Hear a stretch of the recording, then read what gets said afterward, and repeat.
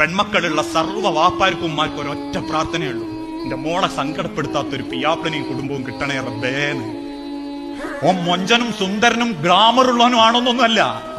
എന്റെ മോളെ പലപ്പോഴും നിക്കാഹിന് വേദിയിലിരിക്കുന്ന വാപ്പ അങ്ങനെ കൈ പിടിക്കാൻ നേരത്ത് കണ്ണു നിറഞ്ഞുറ്റൊന്ന് കാണുമ്പോ ഞാൻ ചോദിക്കും, എന്തിനാ കാക്ക കരയണത്?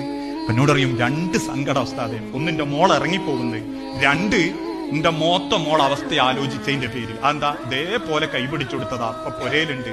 ഓന്റെ അത്ര വെറുക്കപ്പെട്ടോ നാറി വേറല്ല. ആദ്യമൊക്കെ നല്ലോനായിരുന്നു, പിന്നെയാണ് ഓന്റെ സ്വഭാവം അറിഞ്ഞു തുടങ്ങിയത്. തല്ല് കിട്ടിയിട്ട് എന്റെ മോക്ക് ജീവനില്ല, തിന്നാൻ കൊടുക്കൂല, ഏതെങ്കിലും ഒരു സന്തോഷത്തിന്റെ ഒരു നിമിഷമല്ല, പേടിച്ച് ജീവിച്ചതാ 12 കൊല്ലം എന്റെ മോളാ പൊരയില്. ഇപ്പോഴും നമ്മളെ വീട്ടിലെ പല പെൺമക്കളും പേടിച്ച് ജീവിക്കുന്ന എന്തുകൊണ്ടാണെന്നറിയോ? അത് നമ്മളെ പേടിച്ചതുകൊണ്ടല്ലോ കേട്ടോ. അത് ഭർത്താക്കന്മാരൊന്നും അറിയണം. നമ്മളെ പേടിച്ചിട്ടൊന്നുമല്ല. അസാധുക്കൊക്കെ അറിയാം തിരിച്ചു പോയാൽ നോക്കാൻ ആളില്ല.